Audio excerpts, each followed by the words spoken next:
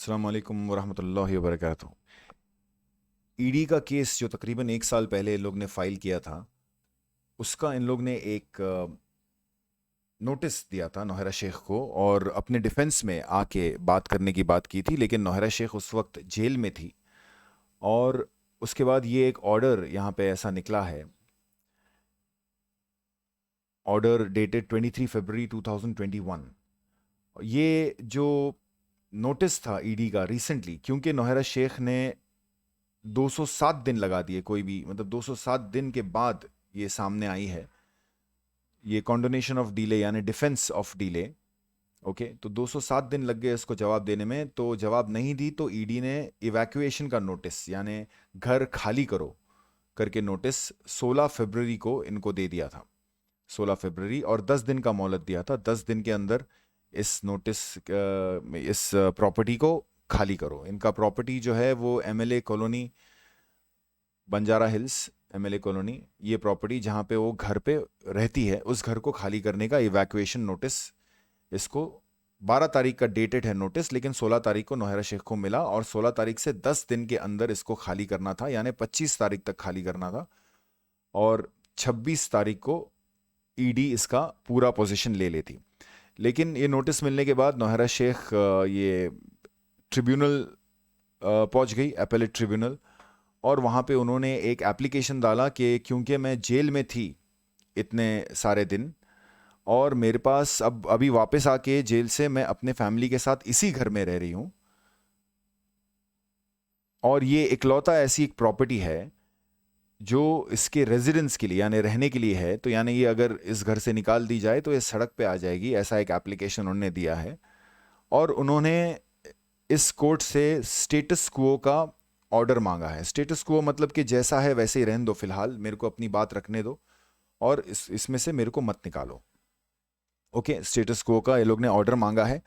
और इस ऑर्डर के ज़रिए जितने भी यानी वैसे तो एक ही प्रॉपर्टी की बात हुई यहाँ पे, लेकिन इस ऑर्डर के ज़रिए नौहरा शेख को स्टेटस क्वो मिल गया, यानी जैसा है वैसा रहने दो वाला ऑर्डर मिल गया, ईडी को रोक दिया गया है। और अगली तारीख जो है वो 13 मई 13 मई 13 मई को अगली तारीख सुनवाई के लिए रखी गई है। और ईडी को भी कहा गया है कि आप 4 हफ्ते में जो नौहरा शेख ने पिटिशन डाला है उस चीज़ का रिटर्न में जवाब दो, और वहाँ पे उसका एक हियरिंग होगा 13 मई को, और वो हियरिंग के बाद डिसाइड किया जाएगा कि क्या करना चाहिए। तो एक कुछ कंडीशंस डाले हैं कि जो अटैचमेंट है वो वैसे ही रहेगा ईडी के पास। ओके, नौहरा शेख से बोला गया है कि तुम इसको बेच नहीं सकते, इसके ऊपर ट्रांसफ़र नहीं कर सकते, इसको गिरवी नहीं रख सकते, मौत केक जिसको बोलते हैं, या यानी किसी किस्म का इसको किसी और के हवाले भी नहीं कर सकते, और जैसा है वैसे ही रहना चाहिए। इसका जो नेचर है, इस जगह का कैरेक्टर है, आप बल्ब फैन तोड़ के नीचे फेंकना, गंदा करना, ऐसा कुछ नहीं कर सकते। द कंस्ट्रक्टिव और सिंबॉलिक पोजीशन जो है, legal and constructive symbolic position of the property in question will remain with enforcement directorate. ये प्रॉपर्टी को वैसे ही कंसिडर किया जाएगा कि अभी ये ईडी के पास ही है, लेकिन अगले हियरिंग तक यानी 13 मई तक आपको वहाँ पे रहने दिया जाएगा। No encumbrance shall be created by the appellate in respect of the property in question, यानी किसी किस्म का तकलीफ वाली बात अगर ईडी को आगे ना हो करके ऐसे इस तरीके से यहाँ पे रहेगी, यानी कि गेट के बाहर कुछ बड़ा सामान ला के ब्लॉक कर दिया या कुछ ऐसा कर दिया, इस किस्म का काम नहीं होगा। ये सारे ऑर्डर्स में दिया गया है। और नौहरा शेख को 13 मई 2021 तक का टाइम दिया गया है। नौहरा शेख ने अपनी बात रख दी और ईडी को 4 हफ्ते का टाइम दिया गया है नौहरा शेख का जो पिटिशन है उसका जवाब देने के लिए। ओके, ये ऑर्डर में ये इतना ही है। अगर किसी को ऑर्डर चाहिए तो वो ग्रुप से ले सकता है, हर एक ग्रुप में ऑर्डर इशूड है। अब इसमें एक सबसे बड़ा क्वेश्चन जो है कि नौहरा शेख ने, हमने ऑनलाइन काफ़ी चेक किया। पहले तो ये ऑर्डर जो है ये चांद भाई ने अपने ग्रुप में डाला है, सारे ग्रुप्स में, तो उनको थैंक यू बोलना चाहता हूँ कि आपने ऑर्डर निकाल के सब ग्रुप्स में डाला है। लेकिन इस ऑर्डर में बहुत एक क्वेश्चनेबल वाली बात यह है कि ये जो immovable property in the name of Shrimati Nauhra Shaikh, इसमें सिर्फ एक ही प्रॉपर्टी के लिए नौहरा शेख ने अर्जी डाली है।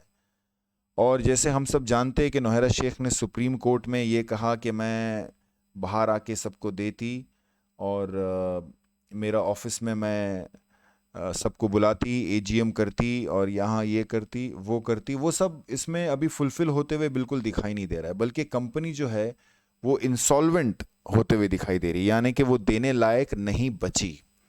अभी कंपनी अगर देने लायक नहीं बची तो कंपनी का लिक्विडेशन हो जाता है। तो ये धीरे धीरे ये अभी साबित हो रहा है कि कंपनी के पास देने के लिए कुछ भी नहीं है। और नौहरा शेख ने मतलब बड़ी हैरानी वाली बात है, जो इतने बड़े बड़े बातें करके मैं इसको दूंगी, मैं उसको दूंगी, मैं ये करूंगी, मैं डेटा लूंगी, डेटा सेंटर खोलूंगी अपने हैदराबाद के ऑफिस में। तो हैदराबाद का ऑफिस जो चला गया है अभी ईडी के पास, एविक्शन नोटिस वहाँ पे भी आया है, उसको भी खाली करने बोल दिया गया है 25 तारीख तक। तो वो तो अभी तक खाली हो गया रहेगा। तो उसके पास ना तो ऑफिस है, ना तो और कोई दूसरी प्रॉपर्टी उसके हाथ में है, और वो सारे प्रॉपर्टीज़ के ऊपर इसने कोई किस्म का ऑब्जेक्शन नहीं उठाया है जहाँ तक हमारी जानकारी है। ऑनलाइन ऐसा दूसरा कोई भी केस हमने देखा नहीं है। और सिर्फ ये एक प्रॉपर्टी बचाने की कोशिश कर रही है, वो भी ये नाकाम ही होगा, बिकॉज बहुत सारी चीज़ें ईडी के साथ जुड़ी हुई रहती है, इनकम टैक्स के इश्यूज है, ये है वो है। तो ये टेम्पररी इनको एक रियायत मिल गई है कि भाई तुम यहाँ पे अभी फ़िलहाल रह सकते हो जब तक हमारा अगला ऑर्डर नहीं आता है। इस ऑर्डर के अलावा दूसरा सबसे इम्पोर्टेंट पॉइंट ये है कि ईडी के पास अब सारे प्रॉपर्टीज़ और सारे बैंक अकाउंट्स चले गए हैं जो अटैच्ड हुए थे, जो डिपॉजिटर्स एक्ट के तहत अटैच हुए थे मुंबई में, यानी महाराष्ट्र में, तेलंगाना में, आंध्रा में, कर्नाटका में और अलग अलग जगह पे जहाँ पे अटैच हुई थी डिपॉजिटर्स एक्ट के तहत, दो कॉम्पिटेंट अथॉरिटी के ज़रिए, एक तो एडिशनल कलेक्टर और दूसरा SFIO। तो ये सारी प्रॉपर्टीज़ अभी ईडी के पास चली गई है यानी हमारे केस से प्रॉपर्टीज़ हट गया है। तो अब जो नौहरा शेख ने प्रॉपर्टीज़ और बैंक अकाउंट्स हट गया है, तो जो नौहरा शेख ने चेक दी है तो वो चेक कैश कैसे होगा, जबकि अभी फ्रीज डी फ्रीज वाला मामला भी ईडी के पास है, और ईडी का तो एक टोटली अलग ही केस है, price chit and money laundering का। तो क्या मतलब सुप्रीम कोर्ट एक फ्रेश ऑर्डर देगी जिसमें ईडी को इन्वॉल्व करेगी कि वो डिसबर्स करो? क्या ये मतलब इसकी पॉसिबिलिटीज़ दिखाई दे रही है? बहुत स्लिम है चांसेस, मुझे लगता है ऐसा नहीं होगा। तो क्या नौहरा शेख को फिर बेल दिया जाएगा? बेल के लिए आर्ग्यूमेंट उनके पास बहुत तगड़ा है।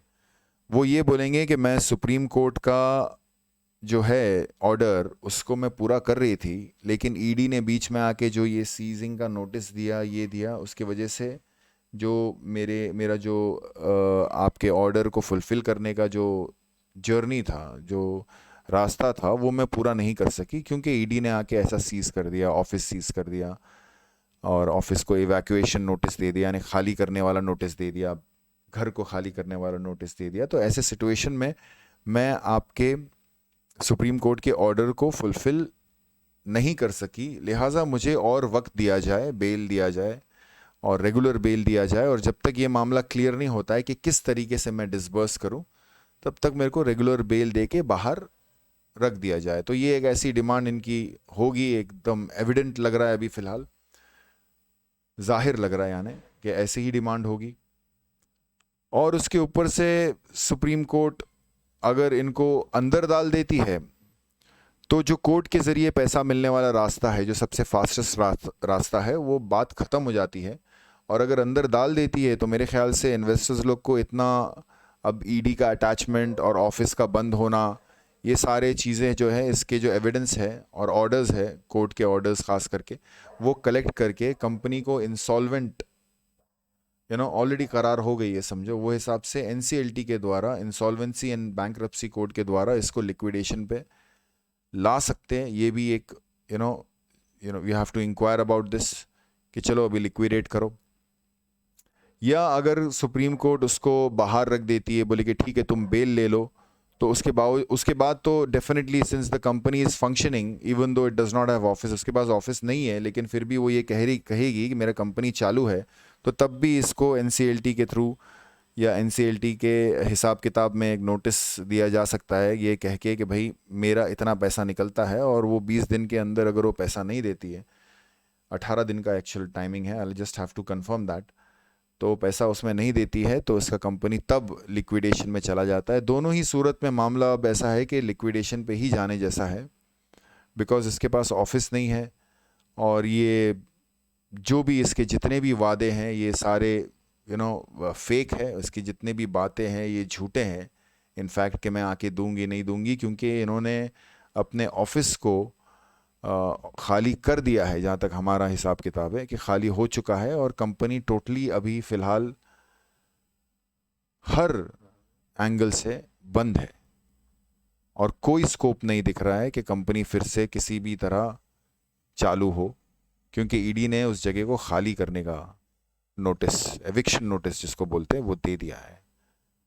हमारे लिए भी देरी की बात है कि ईडी के पास चला गया सारा प्रॉपर्टी, और नौहरा शेख के लिए भी बहुत बुरी खबर है, और कि उसका जो इंसॉल्वेंसी तक कंपनी आ चुका है कि देने लायक नहीं है, और धीरे धीरे ऐसे ही दिखाई दे रहा है कि नौहरा शेख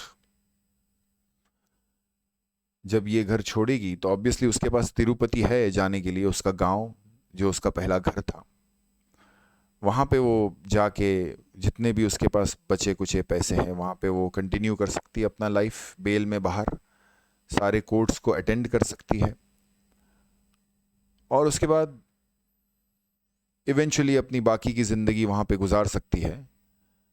बीच में वापस जेल जाना पड़ सकता है, ये भी एक हाई चांसेस है, पॉसिबिलिटी है, और इन्वेस्टर्स लोग को ये मामला लिक्विडेशन के ज़रिए या तो एनसीएलटी के थ्रू या तो केस को उधर ही खारिज करके ओके डिसीजन दे सकती है डिपॉजिटर्स एक्ट के थ्रू, लेकिन उसमें फिर भी ईडी से वापस प्रॉपर्टी लेने का मामला थोड़ा सा डिलेड वाला है, unless we need a Supreme Court order. So हमारा आगे का रास्ता एनसीएलटी के थ्रू होगा या सुप्रीम कोर्ट के थ्रू होगा, ये सुप्रीम कोर्ट का ही अगला जो ऑर्डर है वो डिसाइड करेगा। इसमें सबसे बेहतरीन ये रहेगा कि इंस्टेड ऑफ किसी भी किस्म का कंफ्यूजन ना हो कि क्या करना चाहिए क्या नहीं करना चाहिए, कॉर्पोरेट लॉयर या एनसीएलटी के तहत जो काम करता है lawyer, national company law tribunal, जो कंपनी का लॉयर होता है, कंपनी के केसेस वाला लॉयर, कॉर्पोरेट लॉयर, उनके पास एक कंसल्टेशन लेके जाना चाहिए। जिन लोगों को भी इंटरेस्ट है कि ये कंपनी को लिक्विडेशन पे लाया जाए, एक कंसल्टेशन करना चाहिए ऐसे कॉर्पोरेट लॉयर के पास, एनसीएलटी में प्रैक्टिस करने वाले, और उनको पूरा सिचुएशन समझाना चाहिए, हाई कोर्ट के ऑर्डर्स दिखाना चाहिए, अपने डॉक्यूमेंटेशंस दिखाना चाहिए, और ये पूछना चाहिए कि भाई आगे रिकवरी का सबसे बेहतरीन और सबसे जल्द वाला रास्ता क्या है। बस आज के लिए इतना ही। ये पूरे वीडियो में मेन एक पॉइंट नोट करने की ये है कि नौहरा शेख ने अपने ऑफिस को खाली कर दिया है, उसको बचाने वाला कोई भी किस्म का पिटिशन हमको ऑनलाइन दिख नहीं रहा है। 25 तारीख को आखिरी तारीख था, आज 27 तारीख है, तो कंपनी बंद हो गई है, और हमारे हिसाब से अभी फ़िलहाल कम्प्लीटली इंसॉल्वेंट हो गई है। यानी अगर प्रॉपर्टी नहीं रहता और इसके पास बैंक में पैसा नहीं रहता तो इसको बैंकरप्ट कहते हैं, लेकिन प्रॉपर्टी है और ये देने के लायक नहीं है, तो इसलिए इसको इंसॉल्वेंट कहते हैं। ये झगड़ा करेगी, ये लड़ेगी, ये बोलेगी कि मैं दे रही थी, मैं ये कर रही थी, वो कर रही थी, लेकिन कानूनी लड़ाई में इसकी कोई अहमियत नहीं रहेगी इनकी बातों की।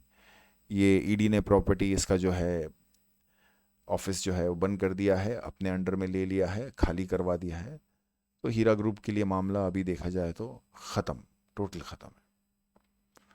अस्सलाम वालेकुम वरहमतुल्लाहि वबरकातुहू।